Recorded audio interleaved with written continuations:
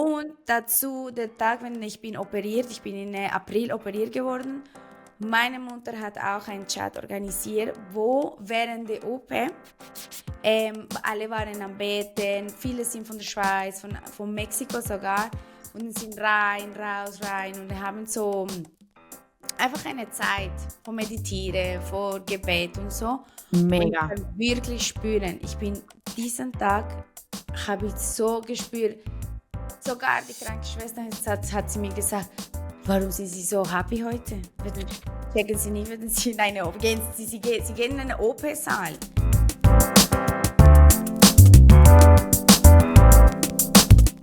Hallo und herzlich willkommen bei Soul Vibes Podcast, liebe Vanessa. Ich freue mich, dass du da bist. Zuallererst möchte ich dich vorstellen, den Zuschauerinnen und Zuschauern erklären, um was es heute geht, wer du bist.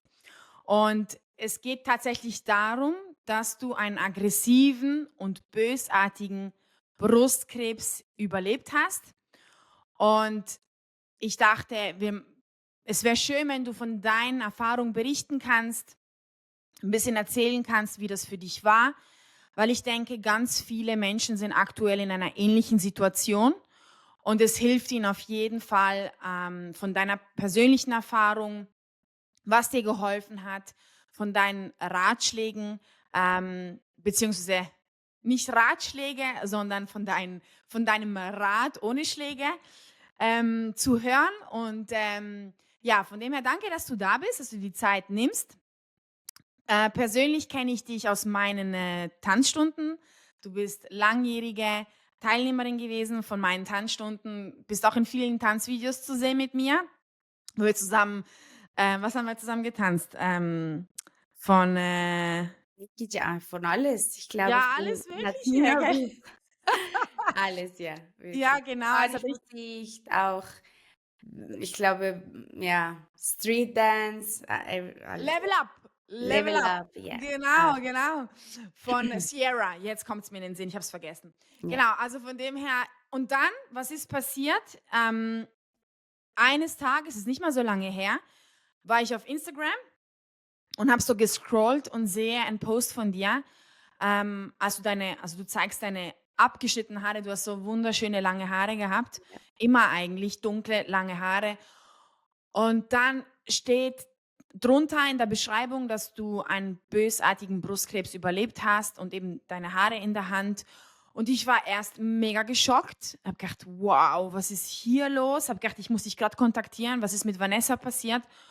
Und ja, und dann haben wir uns getroffen, du hast mir davon erzählt und ich dachte mir, hey, es ist so ein Mehrwert, wenn einfach mehr Menschen davon mitbekommen und wie du das Ganze gemeistert hast, wie du das Ganze erlebt hast. Somit möchte ich ganz herzlich dir das Wort übergeben. Willkommen beim Soul Vibes Podcast und schön, dass du da bist. Danke vielmals. Danke auch für die Einladung. Für mich ist auch etwas Neues, aber aus den schlechten Situationen kommt immer etwas Gutes. Das ist das Erste, was ich jetzt nach dem ganzen Prozess denke, ich immer etwas für etwas Gutes ist, die Das ist so. Situationen. Also vielen Dank für die Einladung und bin ich sehr gespannt. Sehr gerne. Vanessa, lass uns ganz von Anfang starten und erkläre mir bitte, beziehungsweise eine Zuschauerin, wie das für dich war. Du hast die Diagnose im Oktober letztes Jahr erhalten. War das für dich ein Schock? Hast du das kommen sehen? Erzähl mal ein bisschen, wie das für dich war. Genau, ich bin im Oktober letztes Jahr diagnostiziert und eigentlich bin ich sehr überrascht in dem Moment, aber sehr positiv, weil ich war sehr ruhig, ich habe es sehr gut genommen. Sogar, wenn ich das erzähle, ich bin so froh, dass eine Kollegin bei mir war, also mit mir ist, Zeugin. weil, genau, Zeugin, weil sonst kann man wirklich nicht glauben. Ja. Ich war ruhig, ich habe wirklich ganz locker genommen, aber das hat etwas wie eine also ich glaube, Gott hat irgendwie mich vorbereitet für diesen Moment, oder? Weil Wäre vielleicht in andere Situation, wäre vielleicht ein Schock, aber den ganzen 23 seit am Anfang hatte ich sehr schwierige, Situationen erlebt und Mhm. seit Februar, ganz am Anfang bin ich so ein bisschen so näher mit Gott, ein bisschen so, ähm, diese Beziehung, sagen wir, ist enger geworden. Das Mhm. heißt, ich denke, er hat mir vorbereitet für diesen Moment. Also, Und das heißt, du hattest eigentlich von Anfang an auch Stress, du hattest so schwierige Situationen und so wie du das mir erzählt hast, war das so wie es kam peu à peu immer eine neue Herausforderung oder eine neue Challenge und wo du dann im Oktober das erfahren hast, dann war das für dich wie: wenig. „Okay, eine Challenge mehr.“ Wobei ich gerne kurz zurückgehen möchte, du hattest im Juli etwas gespürt in deiner Brust und es war Genau. sehr klein zu diesem Zeitpunkt und du hast das nicht wahrgenommen, gell? Richtig, genau. Also, durch den ganze, sagen wir, Februar, den ganze Situationen, stressige Situationen, habe ich irgendwie es ist durchgegangen und im Juli, habe ich doch gemerkt, per Zufall wirklich nur so, es gab so eine ganz kleine Bolleli und so und ich habe wirklich gesagt: „Nein, das ist kein Problem. Ich bin zu jung, ich bin sportlich, ich esse sehr gut, ich bin aktiv. Es Das sicher passiert mir wirklich nicht. gar nicht.“ Genau. Und habe ich ignoriert. Sowieso habe ich den Termin bei Frauenarzt in Oktober gehabt. Das heißt, ich habe gesagt: „Okay, bei nächster Kontrolle werden Sie sicher, das kontrollieren.“ Vergessen und dann, etwa vielleicht im September, es war nicht so klein, sondern es war größer, aber es hat wirklich kein weh getan. Ich habe nur gespürt, also kein Weh oder nichts, nur ein bisschen Okay. so mit wenn ich angefasst habe, dann habe ich schon gesagt: „Okay, etwas ist dort.“ Ja. Aber, ich glaube, ich war in Türkei, in Kappadokien und dann irgendwann bin ich so auf dem Bett und dann ist es schon größer, das war so Anfang Oktober, so circa Mitte Oktober und Mhm. dann hat wehgetan, so Ah, wie ein sogar. Strom, langsam, ganz fein. Da habe ich gesagt: „Okay, sicher, es stimmt etwas nicht.“ Ich gehe und ich verschiebe den Termin beim Frauenarzt etwas früher, was ich ja hätte. Und es ist so passiert und dann dort hat angefangen, weil beim Frauenarzt haben sie Ultraschall gemacht und dann haben sie gesagt, okay, das stimmt nicht.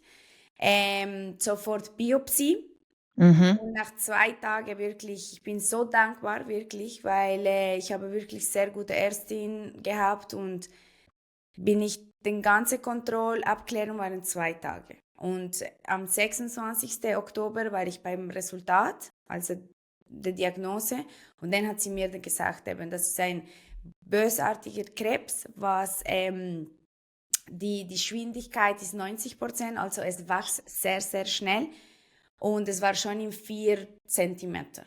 Wow. Also, und dann natürlich in diesem Moment habe ich nur gesagt, oh, okay.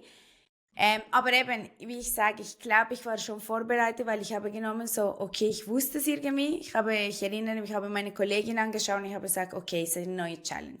Here we go again. Mhm. So wie, okay, ich nehme es positiv und ich habe einfach gefragt, was kann ich machen, was kommt jetzt, wie können wir starten, statt denken, okay, oh je, warum ich, warum.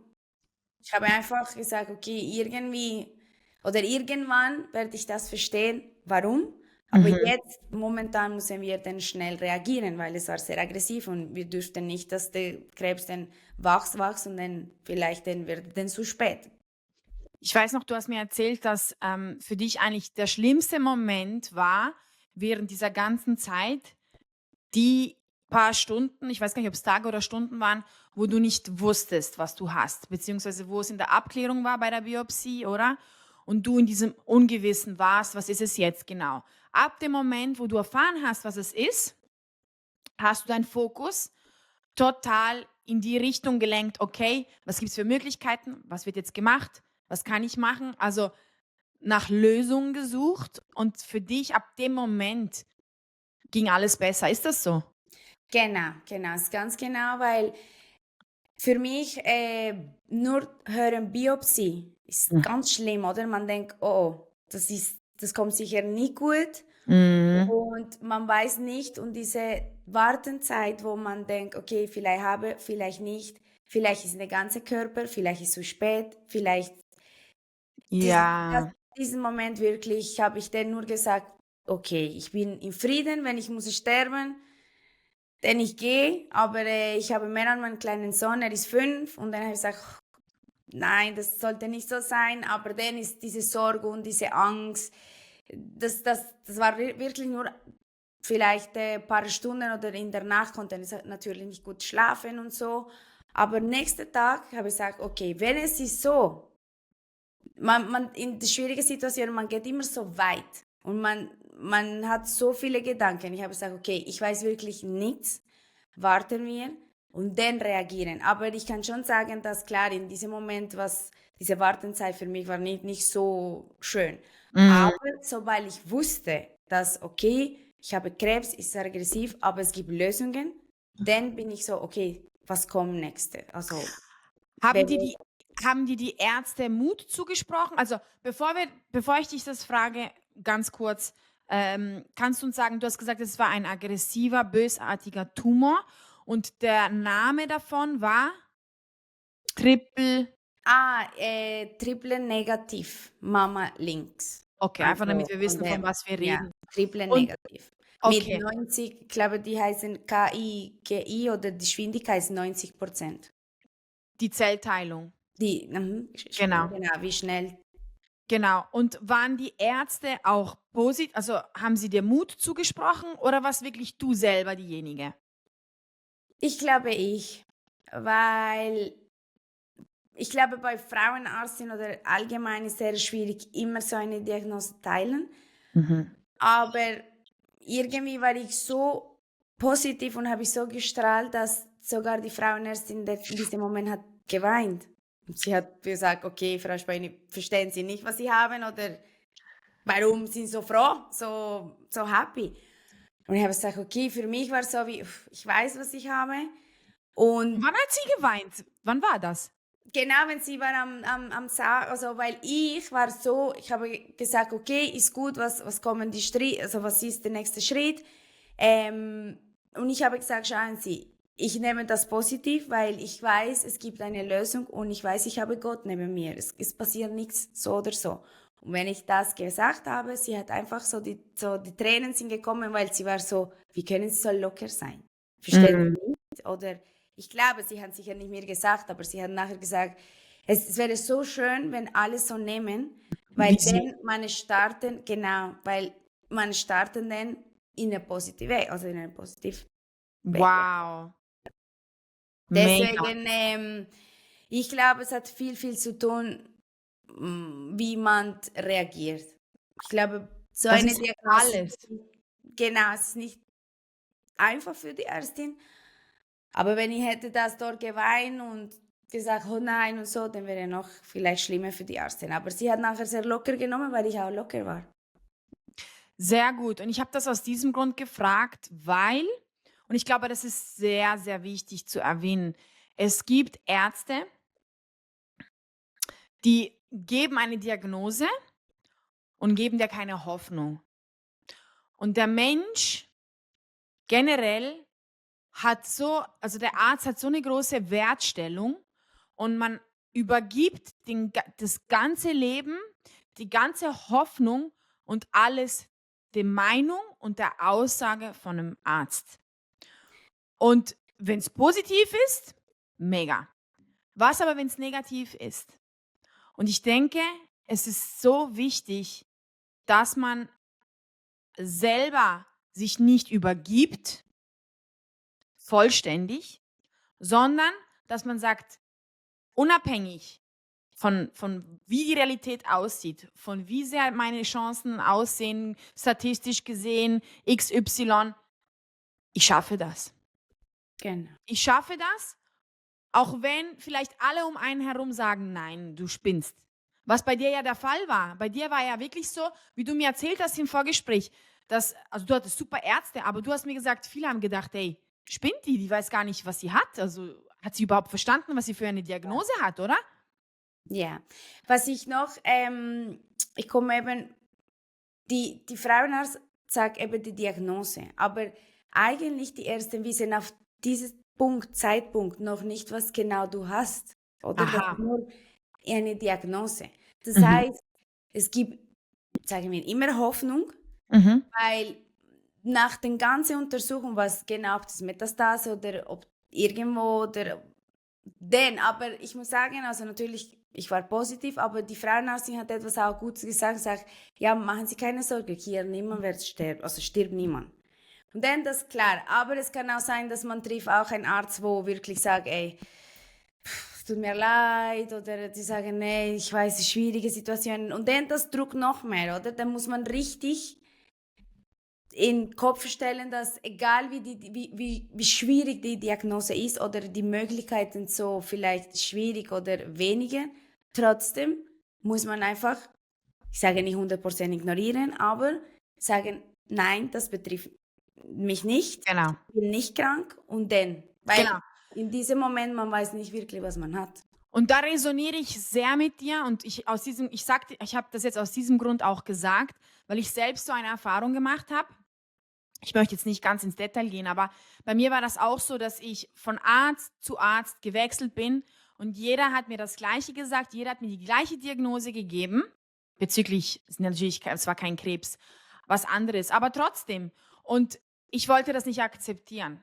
Ich habe gesagt, nee, ich glaube das nicht, das stimmt nicht, das trifft nicht für mich zu. Und ich habe so lange Ärzte gewechselt, in der Hoffnung, dass mir jemand mal das bestätigt, was ich fühle oder was ich der Überzeugung war. Äh, und schlussendlich hat sich am Schluss, nach Monaten, herausgestellt, dass die Diagnose bei mir wirklich nicht richtig war. Mhm. Weißt du, was ich meine? Ja. Und ich möchte damit sagen, und mittlerweile heutzutage ist es so wissenschaftlich auch bewiesen, es gibt Dr. Joe Dispenza, wo genau darüber berichtet und auch ganz viele Erfahrungen diesbezüglich gemacht hat. Wen es interessiert, kann gerne hier recherchieren. Aber die Kraft der Gedanken, die Kraft von deinem Glauben Ja, kreiert deine Realität. ja. Und du bist lebender Beweis. Drum finde ich das ganz toll, dass du da heute davon erzählst. Du hast im Vorgespräch hast du mir erzählt, dass du dich nicht hast, dein Fokus, dein positiver Fokus, du hast dich davon nicht abbringen lassen. Egal wer kam. Und es wäre schön, wenn du hier noch mal ein bisschen davon erzählen könntest. Genau, genau. Das ist 100% so und ich habe es wirklich erlebt, dass wenn man etwas in den Kopf stellt, dass zum Beispiel, ich habe immer gesagt, ich bin nicht krank. Ich bin nicht krank, obwohl ich krank war. Aber Ja, ja. gesagt, ich bin nicht krank, ich bin nicht krank. Chemotherapie macht nichts. Also ich werde keine Symptome haben, ich werde das jeden Tag gesagt. Obwohl, klar, Symptome waren schon da, aber es war alles super leicht. Also für mich war so schön. Aber ich glaube, das ist immer diese Mindset und die Glauben. Ich glaube, die Mhm. Kombination, wenn du glaubst, und ich glaube sehr fest an Gott und ich kann sagen, durch Gott bin ich, also habe ich überlebt. Mhm. Aber du kannst einfach nicht nur es so lassen, oder? Musst du etwas auch machen. Und dann, das ist diese Mindset und die positiven Gedanken, dass du immer, jeden Tag musst du setzen, wiederholen, überlegen. Genau. Was hast du konkret gemacht? Vielleicht kannst du hier noch mal ganz kurz vielleicht den Zuschauerinnen und Zuschauern sagen, was war dein Anteil täglich, wo du gemacht hast ja, für all diese guten Ergebnisse?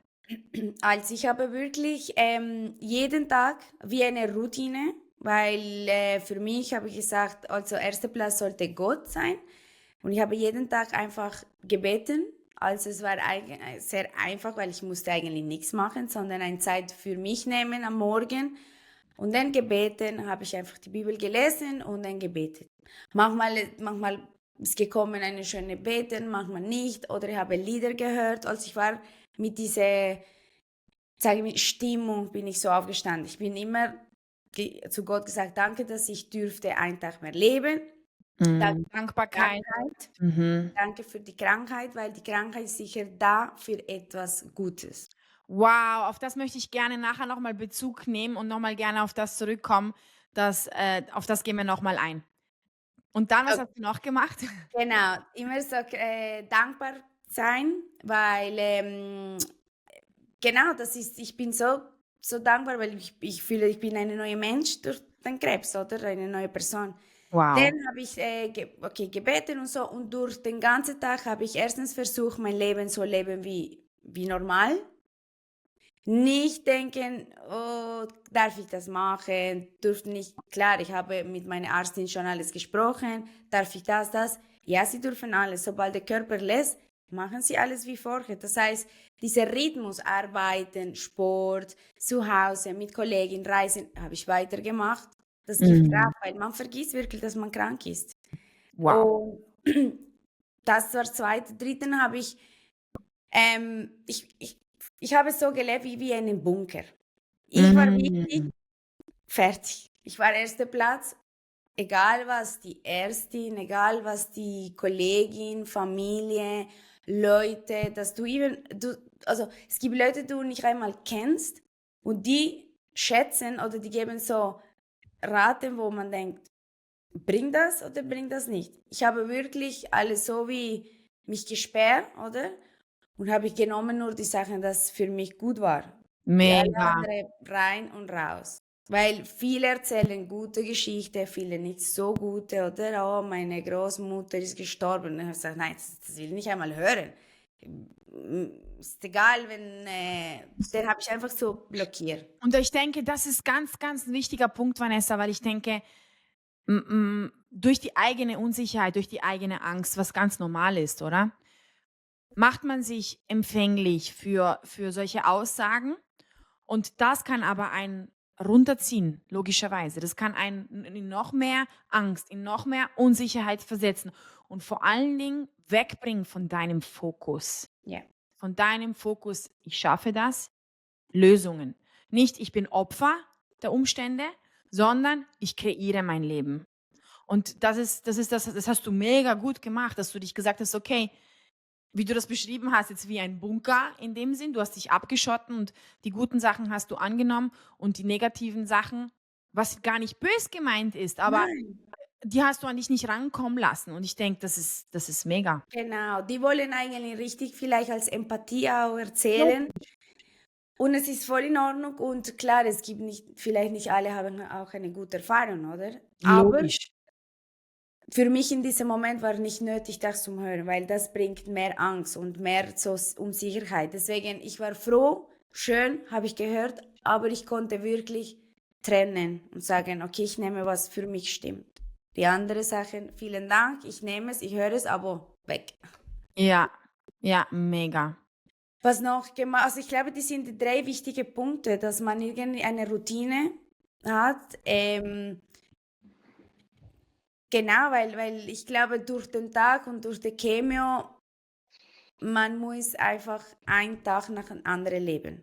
Also, Mhm. das nehme ich auch heutzutage so. Man hat so viele Planen und man denkt, Mhm. was wäre in der Zukunft oder was mache ich, schaffe ich das? Nein, heute hast du geschafft. Check. Heute, Mhm. morgen, was bringt morgen, dann ist morgen. Aber so Step by Step, weil alles in einmal lösen, schwierig. Mhm. Deswegen heute hatte ich Chemio, eine Chemio weniger, check, fertig. Was die andere Chemio bringt, weiß nicht, warten wir. Aber nur so one day at a day. Mega. War das früher auch so bei dir oder nicht so? Nein, Mhm. nein, das habe ich wirklich gelernt. Ich hatte mega viele Sorgen für die Zukunft, für was werde ich denn das machen, wenn oder wo werde ich denn wohnen, fühle ich dort hier wohl oder solche Sachen, wo man hat sowieso keine Kontrolle auf solche Sachen. Man planet das, aber das Leben bringt dich in einen total anderen Weg. Also für was jetzt stressen? Es bringt wirklich nichts. Mega. Planen, Fokus, Ziele, es ist immer gut zum Haben, Mhm. aber nicht so 100% so festhalten, weil wenn etwas passiert, zum Beispiel bei mir, es ist etwas aus, wirklich, ich hatte das eh nicht geplant und ich hätte auch andere Pläne und habe ich gelernt, man hat den Kontroll nicht. Also Gott hat den Kontroll und also ja, den Kontroll. Ja. Vanessa, ich fand das so schön, als wir uns getroffen haben und du mir erzählt hast. Ich weiß nicht, ob du davon erzählen möchtest, aber ich fand das so schön, wie du deinem Sohn erklärt hast, äh, was mit dir passiert. Und ich finde, du hast das auf so eine schöne, natürliche Art und Weise gemacht. Wenn ich daran denke, kommen mir jetzt die Tränen fast. Aber ich finde, das war so schön, auch ihn zu schützen. Und ja, vielleicht magst du deine Geschichte hier teilen, ähm, weil es gibt sicherlich auch andere Mütter, die Kinder haben. Wie hast du diese Botschaft in dem Sinn deinem Sohn überbracht? Magst du das teilen? Ja, gerne.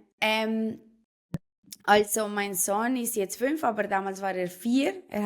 Ich glaube, ein Kind kann mit solchem Alter nicht so viel verstehen, was genau Krebs ist, oder? Mhm.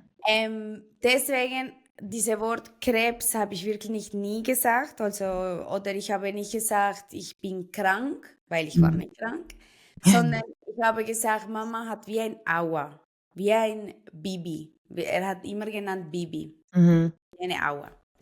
Im Brust, das war's. Ich sage, Mami hat ein Baby, wir müssen ein Team sein, du musst mir unterstützen. Wenn meine Mutter da ist, meine Mutter hat gesagt, wir sind Team Bibi, quasi das Team, dass wir kämpfen gegen die Bibi, was Mami hat. Mhm. Weil mein Sohn ist sehr, also er wollte, dass ich alles, also normalerweise, klar, Kinder sind mehr eng für die Mutter, aber in diesem Moment, er wollte, dass ich alles für ihn mache, oder? Mhm. Und es war so schwierig, weil es waren Momente, wo ich ein bisschen nicht so fit, oder? Ich musste nur liegen, das war sehr selten, aber Momente, wo ich gesagt habe, ich brauche Pause. Und dann so schwierig. Deswegen meine Mhm. Mutter hat immer gesagt, hey, wir sind ein Team, machen wir schaffen das, wir sind ein Team. Und so habe ich ihm langsam, aber im Voraus, also klar, in der Diagnose wusste ich nicht, aber ich habe circa 3 Wochen im Voraus ein bisschen so vorbereiten, wenn ich muss meine Haare, also wenn der Tag kommt, wenn meine Haare verlieren, habe ich ihm 3 Tage, also 3 Wochen mit Büchern, Geschichte vorbereiten, dass es nicht ein Schock ist, weil ich glaube, das für mich war so ein bisschen, nicht, ich hatte nicht Angst, aber ich habe nur gedacht, vielleicht er verschrickt oder wir weinen, ich weiß es nicht, ich hatte so, Ja, deswegen ja, habe ich Gedanken, no, das ist normal. logisch. Deswegen habe ich gesagt, Luciano heißt mein Sohn. Ich habe gesagt, Luciano, ich finde mega gut deine Frisur. Ich stelle dir super. Ich will so eine Frisur wie du. Ich will wie du sein. Ich will lange Haare, gefällt mir nicht so. Ich will genau deine Frisur. Jeden Tag habe ich das gesagt. Jeden Tag und so und so. Das heißt, So toll, der hey. Tag, wirklich, wenn ich habe, der große Tag ist gekommen, oder? Das war circa nach 3 Wochen, habe ich den selber rasiert und ich war so froh, wirklich. Ich habe gesagt, hey, ich freue mich sogar für die neuen Haare. Es wird stärker, es wird länger. Also alle werden sagen, oh mein Gott, was für schöne Haare. Das haben wir wirklich im Kopf so gesetzt. Deswegen habe ich es locker rasiert.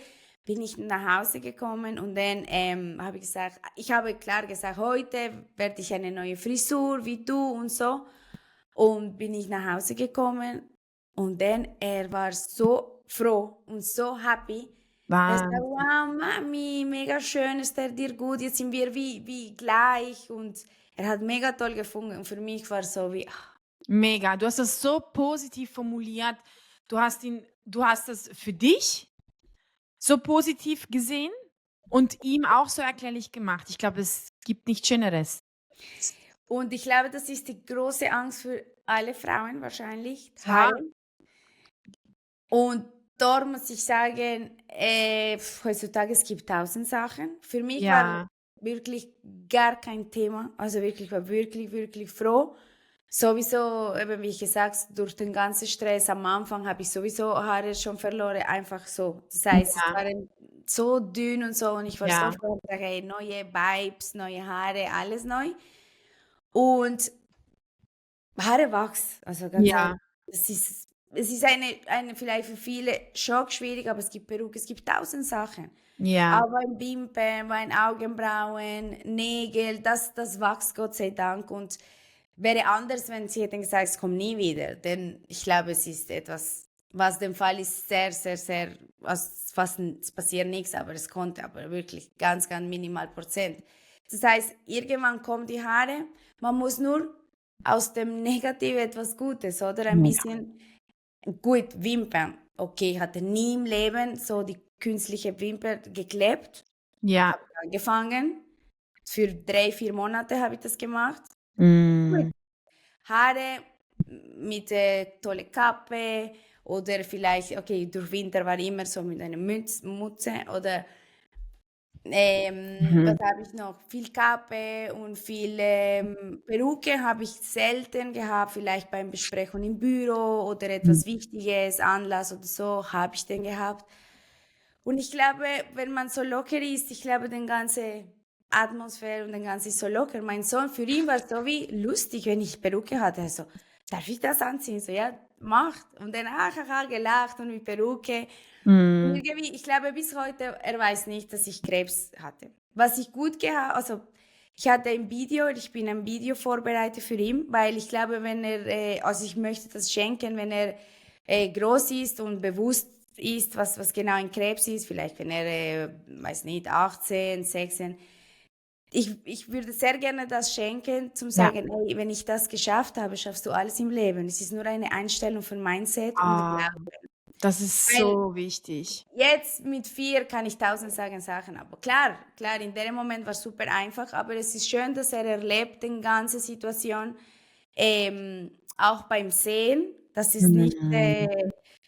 nur bla bla bla, sondern ich bin so am Videos machen und so und ich finde das schön, ich kann das schenken, dass diese Mut, diese positiv, die So toll. Glauben, Gott ist erster Platz und dann er will irgendwann verstehen, okay, Mama ist stark, also wenn sie das gemacht, warum ich nicht, oder? Das Und würde ich gerne ich machen. glaube, das ist die Hauptmessage auch für diese heutige Episode, dass du zeigst eigentlich damit auf: „Okay, was kann ich daraus mitnehmen? Und wenn ich das geschafft habe, dann schaffe ich alles.“ Es hat dich stärker gemacht, in so vielen Aspekten im Leben.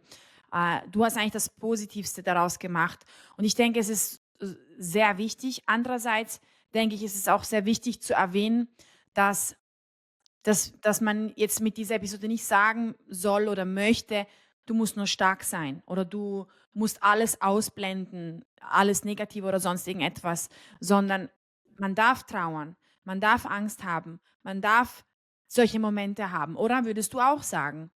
Damit Klar. weißt du, damit die Leute, die vielleicht jetzt in Trauer sind, die jetzt Angst haben, dass sie sich auch gehört fühlen, dass sie nicht das Gefühl haben: „Ich bin schlecht, weil ich das jetzt so empfinde.“ Das ist ganz normal, denke ich, oder? Da kannst du sicherlich auch zu ihnen sprechen. Genau, genau. Und was schwierig, also was jeden Tag, jeder hat, also die Krankheiten heutzutage sind so mehr gekommen, oder? Jetzt treffen Krebs so viele Frauen Mhm. und man muss immer so wie sagen: „Okay, warum ist der Krebs da?“ Also, es ist sicher Mhm. nicht etwas Böses für dein Leben. Es wird zeigen, etwas, das du musst vielleicht ändern. So wichtig. Vielleicht, bist du nicht der erste Platz oder vielleicht musst du auf dich selber innerlich schauen. Genau. Also, ich bin wirklich neue Person, neuer Mensch. Ich kann schätzen, War das bei dir so, dass du dich nicht an erster Platz gestellt hattest? ich glaube nicht so bei mir, also das ist, was ich denke, oder? Schlussendlich, ich weiß es selber nicht, ob man, aber Ja. für mich war, ich hatte viele Momente für mich. Ich habe gereist, also Fitness. Für mich hatte ich eigentlich viel, Sachen, wo ich sage: „Okay, ich bin erster Platz“ oder habe mich richtig auf mich Zeit genommen. Vielleicht das Leben will etwas anderes sagen. Vielleicht das Leben bringt ihn in ein anderes Niveau von Glauben, weil ich habe immer Ja. an Gott geglaubt. Das war, aber Mhm. jetzt meine Glauben, sage ich: „Wow, wenn er konnte mich heilen, Mhm. kann er alles.“ Das Mhm. vielleicht ist mehr, ich glaube, die Leben muss man, das Leben muss man die so bumm, eine Dings geben, eine Klappe so zum Schlag sagen, damit du irgendwie auf irgendeinen Aspekt in deinem Leben aufwachst und sagen: „Okay, was ist genau diese Message?“ Vielleicht momentan weiß ich nicht 100% was genau Mhm. war oder warum, aber ich weiß, dass die Antworten kommen irgendwann. Aber durch diesen Prozess fühle ich mich eine neue Person, ein neuer Mensch, mit neuen Einstellungen, vielleicht mehr Mega. Empathie, schätzen die Sachen, die wichtig sind. Mhm. Oder manchmal lebt heute und jetzt zum Beispiel, wenn alle sagen: „Ja, lebe deinen Tag wie die Letzte.“ Für mich habe ich das gedacht: „Ah ja, Es ist so wie jeder sagt das, oder? Aber jetzt sage ich: „Nein, es ist wirklich so, heute bist du da, Mhm. morgen du weißt wirklich nicht.“ Das ist so. Oder ich hatte wirklich mega viel Angst von Sterben, was ich Mhm. jetzt überhaupt nicht habe. Also, wenn ich sterbe, jeder will sterben. Also, ich bin im Frieden, ich bin ruhig.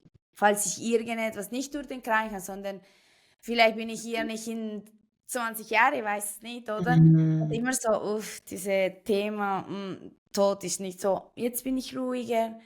Ähm, Ja, du wurdest damit konfrontiert, gell? Genau, genau, dein Leben ist wirklich so, es hängt so wie von einem Faden, das weißt du nicht in dem Moment, aber das war nie in meinem Kopf. Also Ja. wirklich, ich habe gesagt: „Nein, ich sterbe gar nicht, also ich bin nicht krank, sterbe nicht.“ Aber klar, die Realität, das kann alles anders sein, oder? Mhm. Deswegen, man muss immer schauen, warum der Krebs ist da und was kann ich aus der schwierigen Situation das Beste drauf.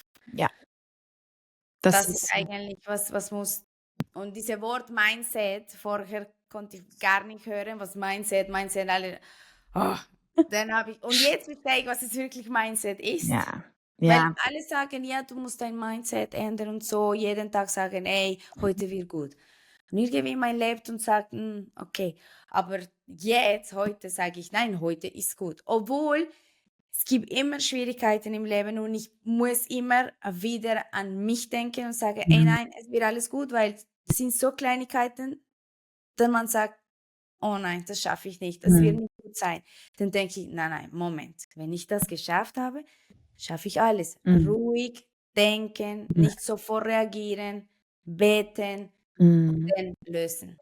Das ist, ganz wichtig, was du sagst, und das ist genau eigentlich meine Arbeit. Also, es ist deine Gedanken kreieren und erzeugen Emotionen, ob im positiven oder im negativen Sinne. Und das wiederum kreiert deine Realität, oder? Und darum ist Mindset so, so wichtig. Und jetzt unabhängig davon, jetzt egal was für welche, ob Zuschauerinnen und Zuschauer, die jetzt gerade zuhören, ob sie 'n Glauben haben, welcher Religion sie dazugehören, spielt in dem Sinne eigentlich gar keine Rolle. Aber das Wissen, dass dein Glaube, deine Einstellung, deine Gedanken, dein Vertrauen dich unterstützen kann im Prozess, dir Halt gibt in allem, dass du, wie du gesagt hast, dass du dich einfach zurücklehnen kannst und sagen kannst: „Mehr als das kann ich nicht machen und ich fühle mich Genau. getragen.“ Du hast das letzte Mal so schön gesagt: „Ich fühle mich getragen.“ Genau, genau, das ist so. Eigentlich, das sind Sachen, die geht außer unsere Hände. Wir kontrollieren das nicht. Das Wir kannst du nicht machen das Beste kontrollieren. drauf, aber du kontrollierst nicht. Und ich habe wirklich bei jedem Gebet habe ich gesagt: „Gott, du bist vorne, Ja. ich gebe dir das. Ich gehe hinten, du kämpfst für mich, ich kämpfe nicht. Du bist Mhm. da, ich bin da hinten, tralala, irgendwie Mhm. okay, okay.“ Aber er war immer vorne und habe gesagt: „Nein, mach du deine Sachen.“ Weil ich habe einfach losgelassen. Ich habe gesagt: „Komm, Mhm. hier mehr als was ich jetzt mache, kann ich nicht.“ Und ein Beispiel, ich glaube, durch die Chemotherapie, zum Beispiel am Anfang, die Ärztin hat mir so ein Buch gegeben, wo alle Nebenwirkungen stehen. Mhm. Da habe ich nur 3 Seiten gelesen. Für mich habe ich gesagt: „Nein, ich lese das nicht. Es trifft mich einfach nicht. Ich will nicht einmal lesen, fertig.“ Was ich wichtig nur genommen, es war viel Wasser, was gut ist, und nichts mehr. Aber das Habe ist nur das gesagt: aber das „Komm, ist das viel Wasser, Positive. fertig.“ Ich habe nur gesagt: „Für was werde ich das lesen? Es trifft sowieso mich nicht, fertig.“ Augen zu, diesem Heft, keine Ahnung. Du hast zugemacht, dass überhaupt die Möglichkeit eintreffen könnte, weil du das gar nicht an dich rangelassen hast. Aber viel Wasser trinken, das stand auch in dem Buch drin? Ja. Ah, Das war der erste wirklich, die erste, zweite, dritte Seite ist so wie viel Wasser trinken, weil sind viele Chemie, oder? Sind viel Medikamente, da musst du viel Wasser trinken. ah. Dann deswegen habe ich einfach das genommen. Alle anderen, die Nebenwirkungen sind krass, oder? Und ich denke, viele Frauen, klar, haben Nebenwirkungen, aber ich bin so happy und so froh und so dankbar, dass ich habe das eingestellt. Ich habe gesagt: „Nein, es trifft mich, es passiert mir nichts. Ich bin nicht müde, es keine Schwierigkeiten, nein.“ Und ich habe wirklich diesem Buch gesagt: „Nein, ich lese das nicht, weil es passiert nicht“, und schlussendlich es ist so gewesen. Das Für ist mich ist Wahnsinn. gar nichts passiert, außer eine stark wie ein Jetlag, wo ein Tag war nach der Chemio und fertig. Nachher habe ich alles weiter geschafft, alles normal, aber durch diese Glauben, es trifft mich einfach nicht. Fertig.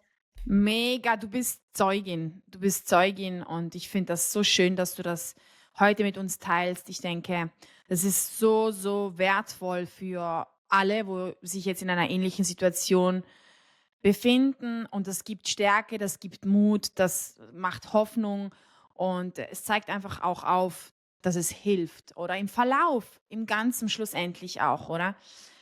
Vanessa, letzte Worte, Message, die dir wichtig sind, wo du findest, haben wir jetzt noch nicht gesagt, möchtest du gern mitteilen? Ich glaube, wir haben so alles wichtig gesagt. Ja.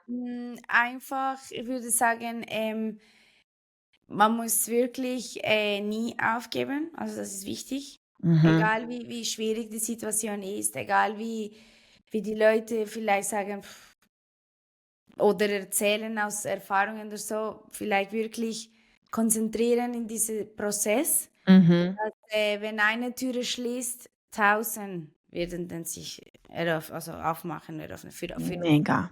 weil ich weiß, also Gott hat den perfekten Plan für jede. Mhm. Die Krankheiten sind da nicht für etwas Böses, sondern etwas wirklich Gutes. Routine halten, eine, also beten oder eben Glauben, Mindset und das Leben genießen. Jetzt mal das Leben wirklich durch oder trotzdem Schwierige. Leben genießen. Was ich noch gerne sagen möchte, ist mir jetzt gerade in den Sinn gekommen. Du hast mir gesagt, dass du so wie eine Community hattest und auch, viele, die für dich gebeten haben, also die für dich, gute Wünsche, gesendet haben. Und ich denke, egal ob jetzt beten oder meditieren oder einfach diese positive, wohlwollende Energie rausgeben für dich jetzt. Ich denke, das hat auch sehr, sehr geholfen. Bist du der gleichen Meinung? Ja, sehr, sehr, sehr. Unglaublich, weil, ich komme aus Kolumbien, oder? Und meine ganze Familie von Kolumbien konnte natürlich nicht da sein. Mhm. Und dann habe ich ein WhatsApp gemacht für die Infos und Beten und so, weil ich wollte nicht so Einzelpersonen erzählen, das kostet viel, aber alle wollen doch wissen, oder? Ich habe gesagt, ach, keine Zeit für das. Ich mache einen Chat, ich werde nur Infos, bitte keine Mitteilungen oder so. Und dann habe ich immer meine Familie informiert. Wir waren in etwa 50 Personen dort, auch Mhm. von der Schweiz, auch für jede, dass es informiert ist, so meine engsten Leute. Und dann habe ich immer mitgeteilt. Das heißt, das ist so wie schön, weil jede hat wirklich nur geschrieben etwas positiv. So, obwohl ich gesagt habe, bitte nicht schreiben, aber trotzdem, das glaube ich, glaube in keine Gruppe in WhatsApp. Aber auf jeden Fall, das hat mir super getan. Ja. Weil nur ein Like oder ein Herz, ich sage, okay, die denken an mich. Mhm. Und dann, meine Tante hat auch andere Chat gemacht, wo nur beten. Und das war meine nur engste Familie, mein Vater, meine Mutter und so. Und dann, dort haben wir wirklich gebetet. Und dort muss ich sagen, durch diese Beten jeden Tag, es war so schön, ich bin so ruhig, so im Frieden, dass ich kann wirklich selbst nicht glauben, von wo die Kräfte und die Ruhigkeit durch den Ganzen gekommen ist, oder? Das spürt man. Das spürt man wirklich. Das bin ich Mhm. so überzeugt, das habe ich gespürt. Wie alle so nur konzentrieren auf mich, auf diese Gebet, bin ich so dankbar für alle Personen oder die Mhm. Zeit genommen haben, weil ich weiß, sehr schwierig für den Alltag einfach Zeit nehmen und sagen, hey, ich bete nicht nur für mich, und das habe ich auch gemacht. Manchmal, wenn in die Schwierigkeiten, man betet nur für sich selber und man denkt sich, aber dann habe ich einfach gesagt, bitte für alle Kränke auf, für die Mhm. Leute, die das brauchen. Ich bin nicht Mhm. die Einzige, die in Schwierigkeiten ist. Deswegen habe ich auch für die anderen Leute. Und dazu der Tag, wenn ich bin operiert, ich bin in April operiert geworden. Meine Mutter hat auch einen Chat organisiert, wo während der OP alle waren am Beten, viele sind von der Schweiz, von Mexiko sogar, und sind rein, raus, rein und haben so einfach eine Zeit von Meditieren, von Gebet und so. Und ich Mega. kann wirklich spüren, ich bin diesen Tag, habe ich so gespürt, sogar die Krankenschwester hat sie mir gesagt, warum sind Sie so happy heute? checken sie nicht, wenn sie in eine OP gehen. Sie gehen in einen OP-Saal. Und dann denke ich, ich war super happy, aber ich habe gespürt, so wie ich bin also Gott war vorne, ich bin der Zweite und ich habe so wie eine Armee gefühlt, so Mega. wie meine Schultern waren so schwer von so vielen Leuten, so viele Kraft, dass ich habe ihr, der Krankenschwester, gesagt, nein, ich gehe in diesen Saal nicht alleine. Erstens Mega. mit Gott und Hey, ich habe jetzt so viele Gänsehaut. Personen. Ich habe Gänsehaut. Und so viele Personen gehen ja mit mir in diesen Saal, nicht nur ich. Oder? Und diese Armee habe ich so gespürt, das ist alles super gelaufen. Und ich bin wirklich so ruhig. Ich bin aufgestanden im Spital, habe ich Musik, meine Lieder, also habe ich von Gott, Lieder, so christliche Lieder gehört, Gebet, eine schnelle Nachricht, jetzt ist los.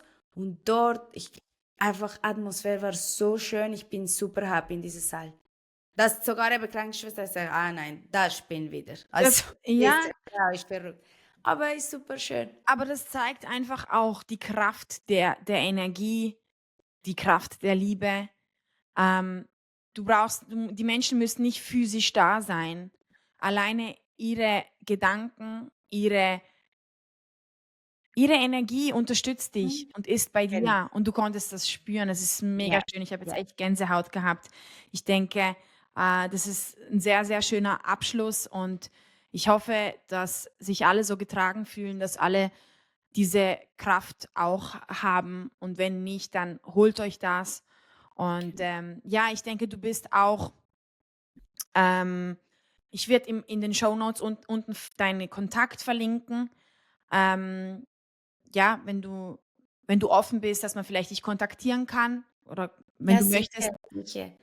Ich bin, ja, auf jeden Fall kannst du mein Instagram oder dort schreiben. Ich bin nicht öffentlich, aber gerne, gerne, gerne können die Leute mir schreiben und dann in irgendetwas, dass ich helfen kann, natürlich bin ich da. Mega, Vanessa. Vielen, vielen Dank für diese Episode. Ich bin sehr dankbar für deine Worte, für deine Erfahrung und ich wünsche dir wirklich nur das Beste, nur das Liebste und weiterhin bleib so stark. Ja, danke vielmals wirklich nochmals für die Einladung Sehr gerne. und dann vielleicht sehen wir uns in anderer Episode. Vielen, vielen Dank wirklich. Danke dir, Mega Vanessa. schön. Alles Gute. Danke. Tschüss. Danke.